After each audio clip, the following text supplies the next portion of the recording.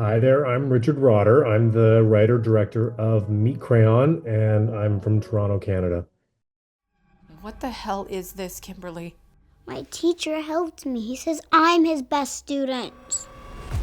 He used to make pretty pictures with his crayons, but nobody liked them. I came up with it while I was doing yoga. I'm not really sure why specifically Meet Crayon. I mean, to be honest, the term Meet Crayon had always been kind of floating around in my brain, and I'm a big fan of horror movies, obviously, and old slashers, but I feel like the way that slashers are they haven't really evolved, and so I really wanted to explore the idea of a slasher who has a bit more of a moral compass, who is in his own twisted way looking to kind of like protect someone. In this case, he goes after really terrible parents and wants to protect children, and also like wants to teach them how to draw. And I'm sure my liberal slants about protecting creativity, and just like outgoing personalities and all that kind of stuff is coming through in that, and that's kind of what it is as well. But ultimately, yeah, I just wanted to do something fresh with the slasher genre, and Meat Crayon came to be. Well, we shot it outside my house, just to keep things really simple, and had an amazing crew. Had some great stunt guys who were all on board. And for short films to try and pull off a stunt like that, we don't have a lot of resources. So we needed to be really efficient. We got it done in 2 takes. The team who did our makeup, Paul Jones, who's like a really well-renowned makeup artist here in Toronto, who's worked on like Resident Evil. He does all the monsters and What We Do in the Shadows. He came on to do the gory makeup, and when I saw it, I was like, oh my God, we have to make sure we get this dead on shot to make sure we really showcase all that gory goodness.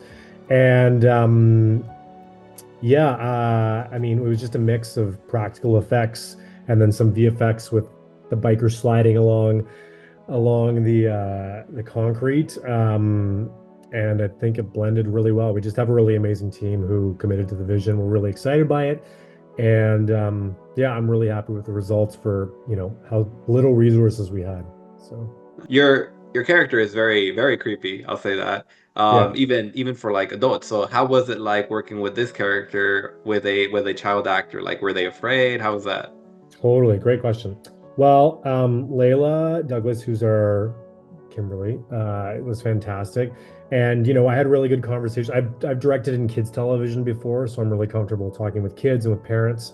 And, ahead of the shoot, we were talking with Layla's parents to make sure that they were totally on board, and that basically they would only share parts of the script with her, and kind of give a background. Like, the truth is that Mr. Meat Crayon is a friend of hers who's teaching her how to draw, and he doesn't like how his parents treat her. And that's not a lie. We didn't really share with like the rest of what Mr. Meat Crayon does to the parents, and what the crayons are. She's a very curious child who asks some questions, but I danced around it a bit. But she was really great game and really awesome on set. I mean, we only had her for one day, and I think she really nailed the performance. So yeah, I mean, it was about being sensitive to having a child and the kind of story that we're trying to tell, while also like giving her enough to be able to work with the story as an actor. And I think we found a really nice balance. I don't know when she'll be able to see the film. Probably not for another 10 years. Her parents might actually come down to the screening, which is exciting in LA. And we're going to be there as well. And hopefully I'll be able to like show her snippets, because her performance is great. But yeah, she's a 7-year-old child who can't really know the full story. My production designer, he did an amazing job. We shot the film in my house just to keep things really simple. So this is where everything went down. And my house is quite vibrant and colorful, and we needed to kind of play that down because, the Karen in our movie isn't really that kind of human. So he was really good at kind of really leaning into beige walls, if you will, and just really, making sure everything looks like it's from Home Sense. And then Sonia Rainey, who did our meat crayons, when I mentioned to her, like, this is what we need to make, she got super excited, tried a bunch of different ways to make it, made different molds. I think she ended up going through like 5 different steps to finally get to these meat crayons. So they could actually draw, break apart. They looked gross and authentic, looked like they still had like fat deposits and meat and all that kind of stuff, which, in my head, I imagine no one's ever made a meat crayon before. So coming up with those visuals plus the sound design on it was really exciting. What is his name? Mr. Meat Crayon. Mr. Meat Crayon. Mr. Meat Crayon. And it's really exciting to see it kind of like take off in festivals like, Screamfest and FilmQuest and a bunch of other European premieres and stuff like that. So I am a child of the 80s. I love, Nightmare on Elm Street. I think that's one of my favorite horror films of all time. And I was trying to figure out like what's a different version of a slasher that isn't like a pedophile or who actually enjoys killing people. Like the way that I see it, Mr. Meat Crayon doesn't actually, as you say, kill people. He causes accidents because he doesn't really want to get his hands necessarily bloody with murder, but he's very willing to turn people into meat, like art supplies after they've died. And so that's kind of his own twisted moral code, if you will.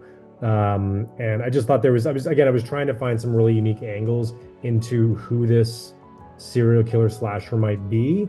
And those are kind of like the different points of difference that I found that made him unique. And, his background, he's a substitute art teacher who kind of has been disgraced, which is kind of like hinted at in this, and it's built out more in the feature film that I've written.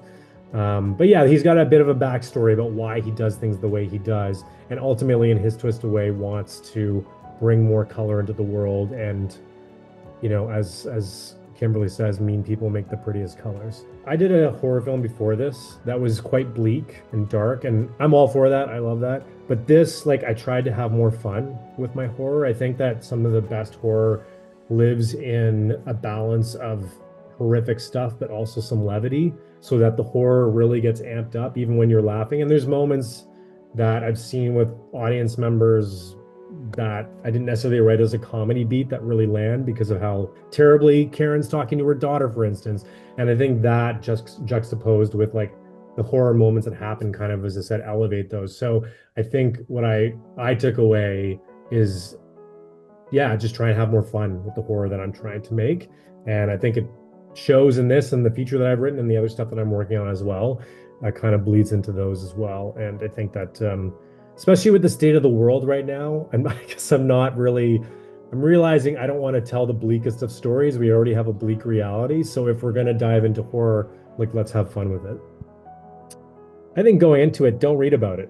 Just let it. I think that's what some people have told me going into it. They appreciated they had no idea what they're walking into. And I kind of love that, people have no idea what meat crayon means. That's always the question I get. And going into it not knowing, you realize the multiple levels of what meat crayon is in the end. And the takeaway, be nice to your kids.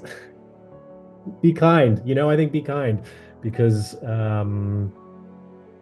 I think the world needs more kindness and more empathy. And sure, meat crayon isn't the most empathetic character, but I think what I was trying to just showcase is kids are really sensitive beings that really are sponges, and we should be giving them more credit.